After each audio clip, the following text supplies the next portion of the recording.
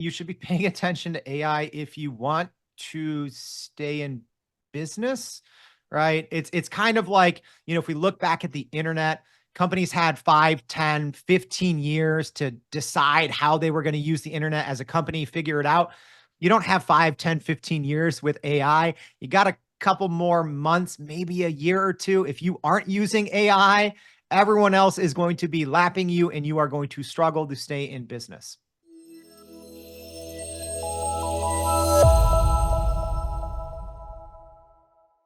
Hi, I'm Adam Gower, founder of GowerCrowd.com, where we help real estate syndicators find more investors.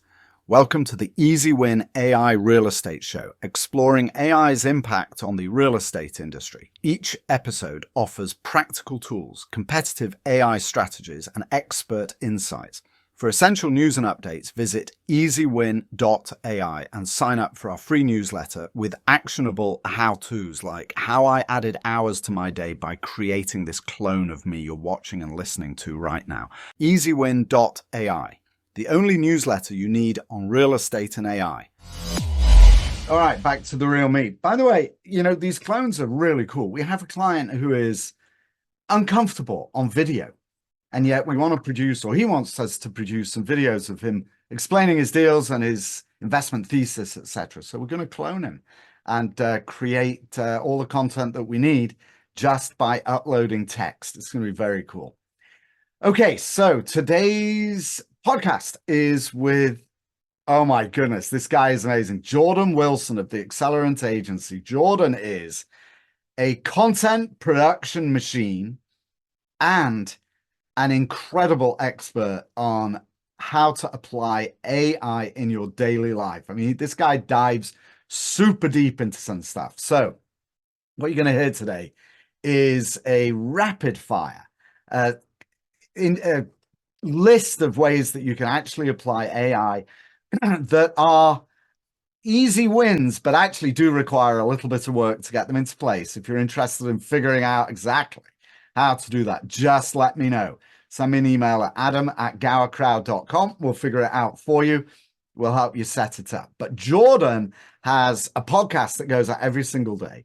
He has a newsletter that goes out every single day. He's all over LinkedIn, and he is super knowledgeable about AI and how to apply it. You're going to love today's episode. If you have not done so, go to easywin.ai and sign up for our newsletter. Covers all the latest and greatest about what's going on in the commercial real estate world, intersecting with AI. And we try and provide you with tactics and tools and ways to use AI that are just really easy to implement, that deliver amazing results. All right, all there at easywin.ai. All right, let's get on with it. Jordan Wilson, Accelerant Agency. Here he is. Get ready. Jordan Wilson, I am so happy to see you today, IRL. I suppose it isn't in real life, but it seems that way on Zoom. I see you everywhere. You are a prolific content producer, and the content you produce is absolutely first class. So why don't you actually just start and tell me, what are your passions in life? Specifically related to AI. And then let's talk about some of these amazing solutions you and I were just chatting about that listeners can implement immediately after the show. Yeah, Adam, thanks for having me on. Man, my passions in life, it's always been about the latest technology, right? Like even going back to when I was a teenager, right? Like building computers and, being like Microsoft certified in high school, right? Like I'm always trying to find and better than just find them. I'm always trying to understand and break and re-engineer the latest technology and then teach that to people and help share and consult and advise. So, that's what I do literally every day now around generative AI. Okay, so what was the first eureka moment you had when it came to playing with AI? Like, what was it that threw the switch that said, oh my goodness, this is something else? Yeah. So it would probably be back in late 2020. So being both technologist and someone that loves software. A lot of times those two things walk hand in hand. But we started our team. So at that point, I have two different companies. One of them is Accelerant agency. So, digital strategy, marketing. So, we've used so many pieces of software, AI tools, but, back in late 2020, we started to use a couple of pieces of software that I was just blown away by, which takes a lot from me. And these were just early iterations of the GPT technology from OpenAI. So this is, about 2 years before ChatGPT came out. OpenAI had made their technology available in late 2020. So we were using it across multiple platforms, and kind of the aha moment, right? Like my very first kind of quote unquote career was in journalism. I was a multimedia journalist. I did okay for myself, as a young journalist at least. And after I learned some prompt engineering basics using these tools, I mean, I was blown away, because not just the quality that you could get out of them, but also the difference between, as an example, first iteration and fifth iteration was, for me, that was kind of my aha moment, is when you really understand how to work with these tools, they are capable of a lot.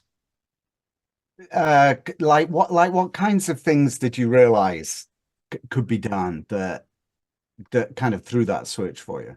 I mean, first, it was just being able to talk to a piece of technology like a human, right? Because pre-2020, I mean, you really didn't have that a lot unless you were really into artificial intelligence, deep learning, machine learning, et cetera, right? So, but for the common, quote unquote, everyday person, it wasn't really accessible, right? Like, you couldn't just talk with a machine like a human. Now that's very standard, and it's duh, right? Like, of course, that's breathing water now. It's yeah, you're talking to, AI and chatbots all day, but, in 2020, to be able to talk to essentially an early version of the GPT technology from OpenAI, and having conversations and giving it tasks, and it could do those things. I mean, to say it was mind-boggling was probably an understatement to say that. Yeah, it's funny you should say that. I actually take my dog for a walk on the beach with a friend of mine, and he's blown away by what I'm telling him about AI. He said, "Oh yeah," he said, "Have you?" He said, "Have you been using the voice controlled chat GPT?" I said, "No, I haven't yet. This is how fast it's moving." And so he showed me. He said, "Oh," he said, "Yeah, I play my kids when we're in the car on a long trip. We give them the phone, we put it over the speakers, and they play games with it. Like, let's play 20 questions. You go first." And ChatGPT will play games with them in the back. And they communicate. It's like a real person being there. It's absolutely amazing. Yeah, it's wild how quickly, and just how intuitive. And I think when, I think sometimes people have a wrong interpretation of what AI is. They think it's just oh, it's just something that's going to help me write an email. But yeah, it's literally, you can talk to it and interact with it like a person. It's literally it's like nothing we've ever had access to as business professionals, right? Where you can kind of assign the role to someone, and all of a sudden you can have, a sidekick who's an expert in commercial real estate, and you can just talk to that, right? Quote unquote, to talk to that expert. And it's a weird and exciting time that we're living in. It's interesting you say that, because I wonder, look, I'm an old fella. And I'm an old dog learning new tricks, and I wonder, what is it? I was thinking about what is it that makes this so exciting? And I remember when the internet first started to develop. It was, when we look back at time before, it's like this archaic, primitive era before we had internet. But when it first started developing, it was really, the developments were really slow, right? I remember email originally, and the way that it split the screens, and there was the way we chatted was, seemed absolutely amazing. But the next generation took years before it really improved dramatically. With AI, anything we talk about today will be out of date next. I mean, even next week, it could be out of date. So the potential, just from an intellectual perspective, to stay on top of something that's growing and developing so fast is what's so fascinating to me. Do you have that same experience? Like, how do you stay ahead? Yeah, I mean, I spend hours every day keeping up and trying to stay ahead. But Adam, you bring up a fascinating point. Even just this concept of comparing AI to the internet, or comparing AI to how we communicate via email, blog posts, etc. Right? Because I think a lot of people try to compare, right? Like where we are right now in AI or generative AI, large language models, with the advent or innovation of the internet. And I think it's kind of different, right? I think I'm in the minority when it comes to this, but I don't think AI is anything like the internet. I would say the internet changed the way that we can access information. It changed how we can communicate. I That's not what AI is to me. To like AI is actually creating new intelligence, which people still don't believe that. People still don't understand. I mean, but you literally have different large language models that are making discoveries. They're creating and finding proteins. They are creating and finding, new drugs. They are solving decades old math problems that have plagued researchers for decades, right? So that's the thing. Like, I always understand where people are coming from when they're like, "Oh, we've been through this before with the internet. We've been through this before with mobile phones. We've been through this before with the cloud." And I'm like, "No, we haven't. Those just uh, changed the way that we accessed and shared intelligence. AI is literally creating intelligence, which is something that we've never seen or experienced." It's extremely interesting you say that, actually. I, uh, I got a PhD, right, some years ago. And one of the sources that I accessed was the Japanese diplomatic archives from the late 1800s. Right? Just bear with me for 1 second when I go there. And all these archives, all these the messages that the diplomats exchanged in those days were handwritten in archaic Japanese. And when I was doing my stuff, and I got hundreds of pages, it was like the motherlode.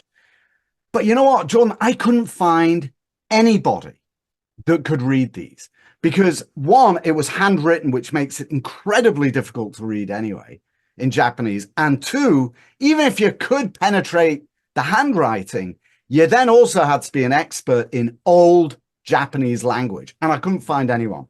Jordan, I woke up in the middle of the night one day thinking, I wonder. And I took one of the screenshots, one of these images, and I uploaded it to ChatGPT. And I said, "Can you read this?" And it came back and said, "Yes, it's old Japanese." I said, "Can you translate it for me?" And you know what it did first? Translated it into modern Japanese. I said, "No way, I need it in English." And so for the first time, we were able to actually unwrap hitherto unpenetrable information. And in my words, to get this kind of archaic corner of banking history, whatever it's worth. That's what my PhD was about. But you're absolutely right. It's opening new doors that we've never seen before. Let me ask you this. Why do you think people, what is it you think that people, or what are the barriers do you think that people have to even testing rudimentary uses, right? Easy wins. Like, I mean, that I'm trying to do easy wins and help people cross those barriers. But what do you think it is that's holding people back? I think it's simple. It's education and training. I mean, you can't practice skills in areas that you don't understand. And I think that it doesn't, right? It doesn't, I don't think, take very long to actually understand what generative AI is.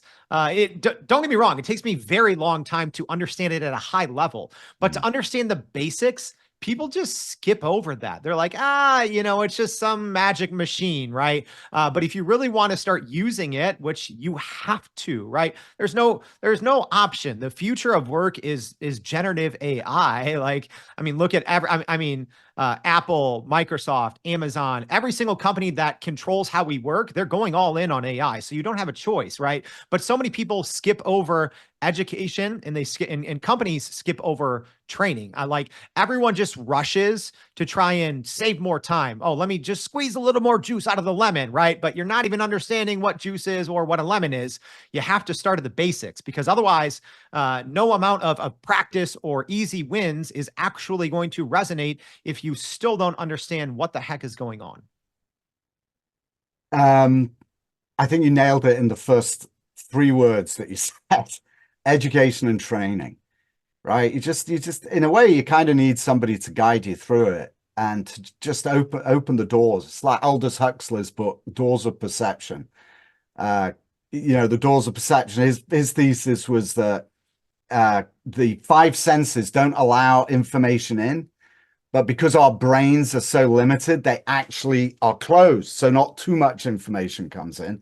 And so we're used to just keeping it easy for ourselves and not being overwhelmed. Okay, let's move on to these easy wins. We started, and by the way, most people speak at about 150 words a minute. I think you're closer to 300. So for anybody listening, do not 2x today's show, half it for what we're going to go into with Jordan right now. So we talked about 3 easy wins, and I have to tell you they are amazing. So why don't we talk about those 3 ways that commercial real estate investors can play around with AI for some mind-blowing effects. And the first thing you talked about was data analysis. Well, what was that all about? You were talking about. That's kind of cool, the way you described it with Claude. Yeah, I mean, there's so many different ways that you can do this. And let me first preface this. Let me preface this by saying this, Adam: never upload confidential, sensitive, proprietary information into any large language model, et cetera, et cetera. But let's assume, yeah. Why? Yeah. Because I actually asked ChatGPT, when I upload this, how do you use it? And it came back and said it's uniquely used for you. Yeah, you can ask a large language model what it is, and it's still going to get it wrong, because they're not really trained to know those types of things. But for the most part, I mean, there's so many different variables here, right? Like, are you on a free, let's just use ChatGPT as an example because it's easy. Are you on a free plan? Are you on a ChatGPT Plus plan? Are you on a Teams plan? Are you on an enterprise plan? There's 4 different levels, right? I have accounts on all 4 of those levels. So there's different data settings on each of those different levels. But in general, right, if you don't know what you're doing, and if you are especially on a free plan or a quote unquote normal paid plan, if you don't know what you're doing and you're just uploading all kinds of confidential, sensitive, proprietary information into ChatGPT, and you don't, as an example, have data training off, in theory, company, we'll say whatever company, OpenAI, Microsoft, Amazon, whatever large language model you're working or you're using, Anthropic, et cetera, will have some sort of access to that data. They're not going to be able to read it, but over time, their systems will be able to train off of how you interact with those documents. So I always say that to people. Number one, people don't even understand the amount of information their company, their industry, the amount of information that's out there publicly available to begin with, right? Like, I can pull so much off a company's website that they have no clue that it was publicly available. And it's like, if I can find it, guarantee you every single large language model scraper has already ingested it. So you don't even have to worry. But I will say, understand your data privacy, your data security first and foremost. But for the rest of our talk here, Adam, I will just assume that we are working with public data. Okay, sounds good. You got to get that, you got to get the preface out of the way, the fine print, right? The CYA, exactly. All right. So let's get into that first example. So, using Claude. So, Claude is a little bit different versus ChatGPT. There's plenty of pros and cons. That's not what I'm going to go over here, but let's talk about some easy wins that you can have with Claude. So, love Claude. And if you are on a paid plan, you have some different features that you don't have available in a free plan. Mainly, those are two things. One is called projects, and the other is called artifacts. Okay. So, projects, if you are familiar with ChatGPT, it is very similar to GPT. So what you're doing inside projects, you can essentially create custom instructions that anytime you start a new chat within that project, it will always follow those custom instructions. And then at the same time, in the project, you can share a set of documents. Okay. So a couple of reasons why I like using Claude in specifically projects is because Claude has a much longer and larger context window versus ChatGPT. So essentially, it can remember and retain way more information. So if you are in commercial real estate and you have all these public documents, essentially putting them inside of a Claude project, you will have a much higher level of accuracy when working in there. So that's number one. And number two would be using the artifacts feature of Claude. So again, let's just say you're working on a certain project. You've dumped a bunch of publicly available documents in there. You've given Claude some custom instructions to do a certain level. Let's just say it's helping you with data analysis, right? Something that you maybe spend, I don't know, 5, 6, 10 hours a week doing. You spend a little bit of time getting this set up correctly in Claude, and then you're probably going to be spending less than 10% of that time on an ongoing basis. But the feature that I love in artifacts, and you kind of have to call out to artifacts, but think of it as this: you can do pretty much anything inside of artifacts. You can create a interactive working dashboard with all of your different data that you've uploaded into this project. So as an example, maybe you're trying to sort by the best price per square foot in a certain zip code. In natural language, you can talk to Claude, say exactly, hey, I dumped in all of these documents. I'm trying to find a very easy way to find A, B, and C. Make me an interactive dashboard that displays all of this information, or that gives me filters. So maybe you have certain softwares that you use all the time, but there's some limitations, or you always have to do all of this manual work either on the front end before using said software, or on the back end, maybe after you generate a report. And that's where Claude projects can literally come in and do the job of a software that may be costing you thousands of dollars a month. You can literally build anything that you need in natural language. Right. So you upload this. When you say you can talk to it in natural language, that means you can upload all your, say, a set of documents, publicly available documents that you drop into a project. You can then chat with it, right, and ask any questions that you want. So, but how do you use it? Oh, all the time. I mean, like a very simple example, right? I'll upload, website data from Google Search Console, or I'll upload, YouTube analytics from, the Everyday AI YouTube channel. And even if you don't know what it is, right? Maybe you just have a bunch of documents, and today's not your day to be, a data analyst. You can literally just upload it and be like, yo, tell me what is this? And it'll tell you, and then say, what can I do with this? What insights can I glean from this? Right. And it'll tell you. And then you can say, like, literally, I do this all the time. I'll just upload something with, 100,000 different data points. I usually know what it is, but I'm always like, tell me what this is. Tell me 10 insights that I can gain from there, list them out. And then it'll see, 1 through 10. And then I'm like, oh, build me an interactive dashboard about number 6 that you said right there. However, instead of, video views, let's do click-through rate and impressions or whatever. Go build that for me. Build me a dashboard right here. And it does it right in the side pane. It kind of splits the screen in half. So on the left side, you can just talk in natural language. And then on the right side, you can actually use it. It's literally like you're a software developer, but creating micro applications for those things that you either hate doing, or the things that are incredibly time intensive. Can you upload, or will it read from web addresses, Jordan? No, that's something that Claude cannot do. However, it's super easy. There's so much software out there where, even as an example, you can upload a base URL and then you can mass export every single page on that website as a PDF, as an example. So that's one huge area that Anthropic's Claude kind of stinks in, is it's the only large, quote Hmm. unquote, large language model maker. Large Uh, language yeah, model. it's the only one out of the group that doesn't have some sort of internet connectivity. Right. That's interesting, isn't it? Yeah, it is. It is problematic. Okay, commercial break for the other LLMs that you like before we go on to ChatHub. Oh, which ones do I like? I mean, I use ChatGPT the most by far. Perplexity, not technically a large language model, more of an answers engine that you can use other models within. Claude, I love Claude 3.5 Sonnet, specifically the artifacts feature and the projects feature that we just talked about. Gemini, not a huge fan. Not a huge fan of Gemini from Google, although some of their more recent models have been impressive. But at least on the front end for everyday users, I wouldn't recommend for most people right now. So yeah, that's my my LLM pitch before All right, fine. commercial break. ChatHub.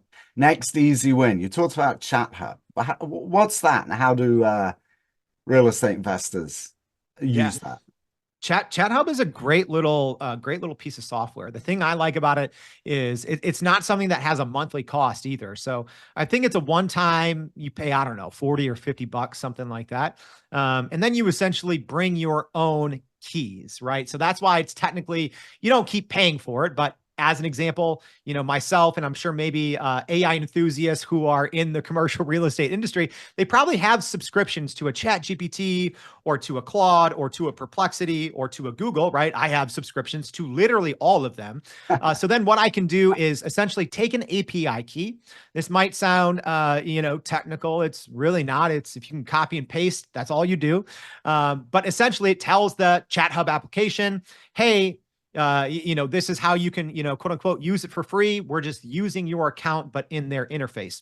So then what you can do as an example is you could, with one prompt, you could talk to Chat GPT and Claude and Gemini and, Llama from Meta all at once. So not only that, but you can also create kind of these custom versions of all of these chatbots and then talk to your custom version of the chatbot all at once. You can talk to up to 6 of them. So let's just say, as an example, right? Maybe there's a commercial real estate deal that you're mulling over. You're trying to see, is this the right one for me? You could literally take 2 or 3 different vantage points, right? And you could just paste in all of the information about this certain deal. And you could have, as an example, 2 versions of Chat GPT to go over, the pros and cons. You could have 2 versions of, I don't know, Meta Llama breakdown, certain calculations that you might need. But essentially, at one time, you can enter any information. So just think, I don't know, copying and pasting a listing from a commercial real estate property and automatically have different large language models take different or execute different tasks on your behalf all at once, and being able to read them all on one screen, such a time saver, such a nice easy win. So why would you do that? Is it because each of these LLMs delivers different results? I mean, I do the same thing, Jordan. I'll run depending on the complexity of the task, I'll run a test in ChatGPT, and if it's not ideal, I'll run it in Claude, or I might run it in something of Perplexity, depending on what I'm doing, to see which one is giving me a result that I prefer. Why is ChatHub? Isn't that just like information overload? It could be, right? So it really depends on your use case and also how you're using it, right? Because another thing is there's no one size fits all best solution for every single task, right? Until we have, as an example, 20 small language models that are specific for commercial real estate, you really don't know. I mean, think in your head, you probably, if you're listening to this right now, there's probably a set of 10 to 20 manual tasks that you do in your day over and over and over. And one model might not be the best at all 20 of those tasks, right? They might be evenly spread among a couple of different models. So you can actually waste a ton of time trying to figure out, oh, what model is best for helping me write sales emails? What model is best for helping me crunch this data? What model is best for helping me better understand the legalese behind some of these contracts? Or you can just put it in at once, see which one gives you the best output.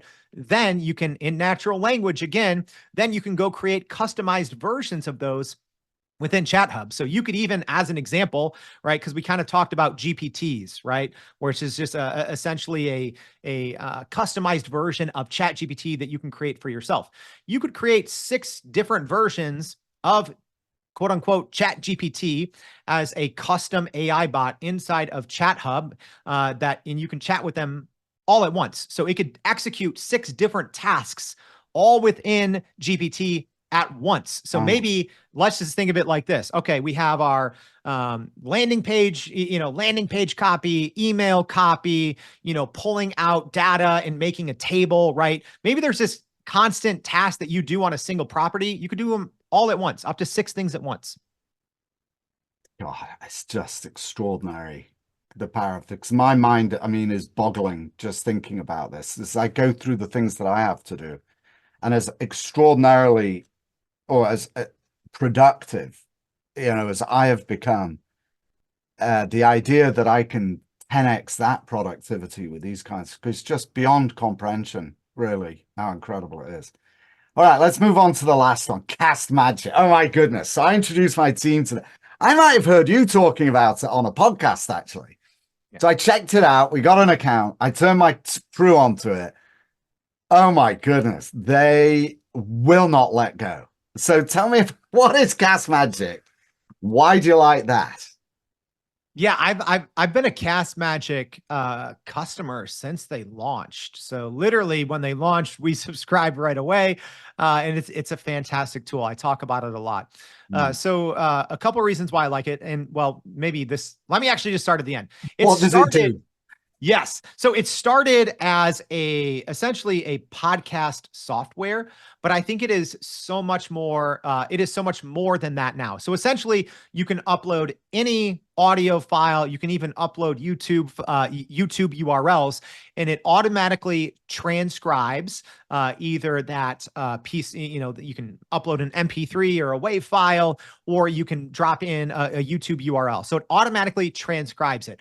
That's number one, which is great. It matches voices. So like as an example, I'm sure Adam, when he's done, he's going to drop this into Castmagic. He's going to say, this voice is Adam's, this voice is Jordan's. It go ahead and it transcribes the whole thing. So a couple other things that I like, some things that are similar to ChatHub, but different. You can create infinity number of custom prompts, right? And then when you upload, let's say you have 50 and it does everything for you, and it'll run all of those at once, which is amazing that you can get the output from all of these custom prompts all at once. That's one thing that I love about it. The other thing is then you can go and talk with your transcript. So this is why this is important, because don't think of, oh, I don't have a podcast, right? Do you have meetings with multiple people? Yes, you probably have those meetings over Zoom, over Teams, over Google Meet, etc. Okay, great. Now, all of a sudden, this is your project manager, right? You can upload the file to your meeting, match every single person, and then automate your follow-up emails, your to-dos, your project management follow-up. You can build in prompts for all of those meetings that you have over and over and over. You can literally automate almost all of the follow-up, and it takes like no time. Exactly. So the way that we use it, and it's easy. Jordan, you're such an expert in this field, and what I do in my world is I try and encourage my clients not to use jargon or to assume that anybody knows everything, because most people don't know anything. So you got to kind of back up a little bit. So I'm going to give some examples of how we use Castmagic to explain what you mean by custom prompts. So for example, we have, I like to pull out what I call a controversial quote. What's the most controversial thing that my guest said?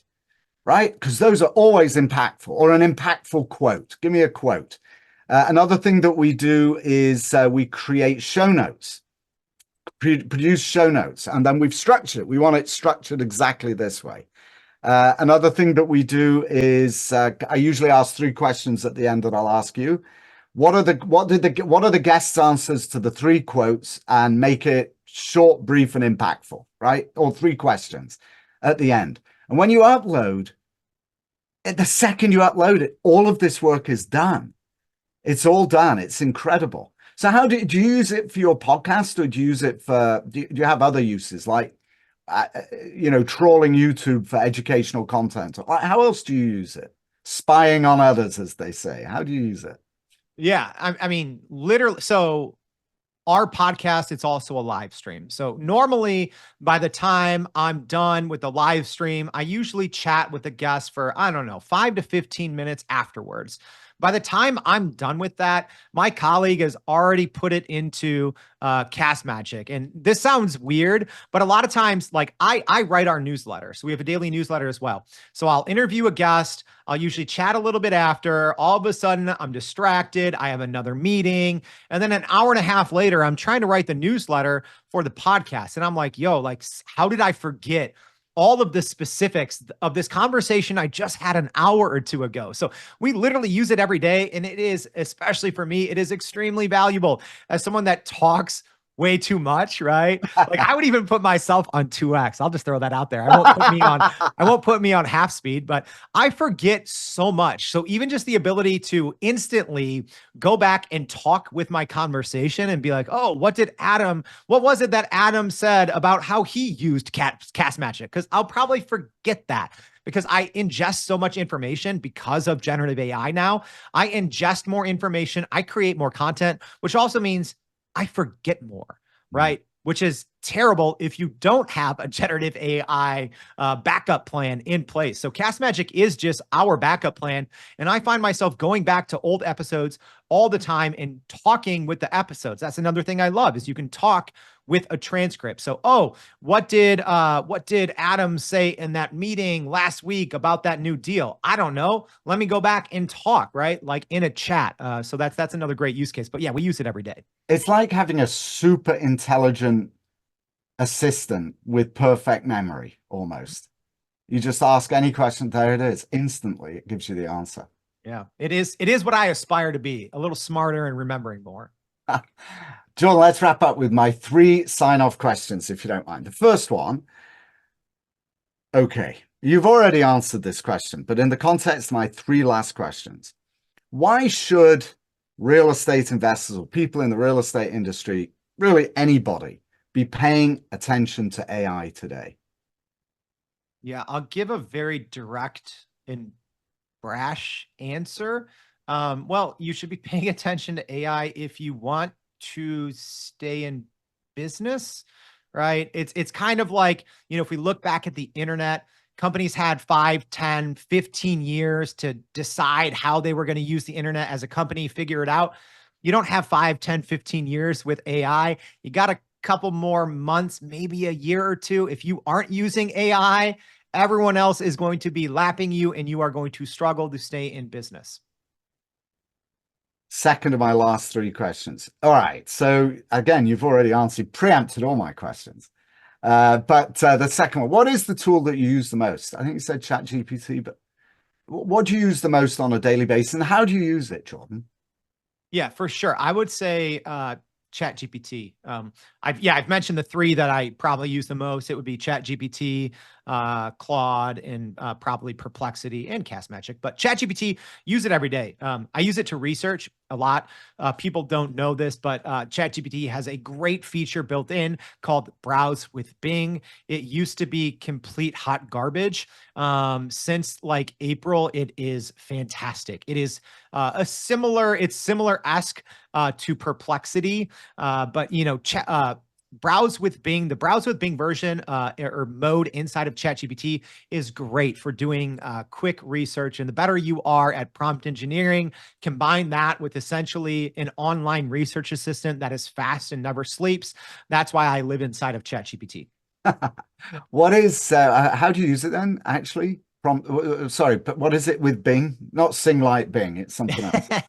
Maybe it should be sing like Bing. That rhymes a little better.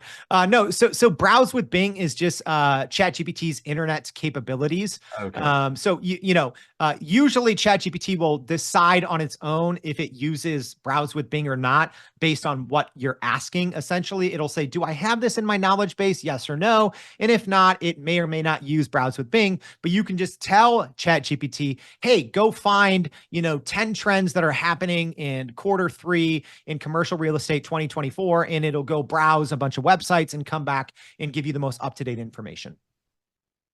My last question, and as we've already done some easy wins, usually I ask guests to give me an easy win. What's something somebody can walk away with and do immediately after the show? I'll ask you something different.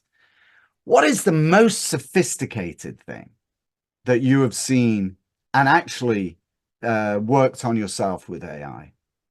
Yeah. It technically we were more of advisors and consultants in this piece, but I mean, I'd say anytime a company is building on top of a language model with all of their own data, especially dynamic data. So yeah, working with $20 billion company that was building their own large language model on top of OpenAI's GPT technology that brings in dynamic data up to the hour, and then giving that access and that capability to tens of thousands of their employees. That's a pretty impressive one. Jordan Wilson, Accelerant Agency, but you also have an amazing podcast and newsletter. So do please share the names and how folk can get to those, because they are fantastic. Yeah, thank you. So Everyday AI. So yeah, every single weekday at least we do a live stream. You can come in and attend and ask questions of the guest. Like, where else could you come in and ask like the senior global lead of AI at Microsoft a question and get it answered live? Nowhere. So we have the daily live stream, which is essentially the same thing as our podcast that goes out on Spotify and Apple, and then we put out a daily newsletter as well, all free. Every single day, bringing the smartest people in AI and making it hopefully easy for the everyday person to understand. So yeah, you can check us out on those platforms or on our website at youreverydayai.com. Jordan Wilson, what a pleasure. Thanks for joining me today. Thanks for having me, Adam.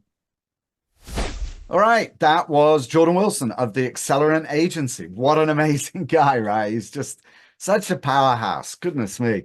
I heard him on a podcast, actually. That's how I came across him originally, and just it's like drinking from a fire hose, tuning into Jordan's stuff. Anyway, Jordan, thanks for joining me. It's a real pleasure seeing you. I do hope that we have a chance to work together again. As we chatted, I will give it some deep thoughts, try and figure out exactly how we can do it. I'm confident we'll figure something out. And dear viewers, thank you too for joining us today. I hope you found the podcast interesting and that you have the inclination to go out and try these 3 tools that Jordan talked about today. That's it for this episode. Until next time, I'm going to wrap up now. Until next time, it's Adam Gower signing off.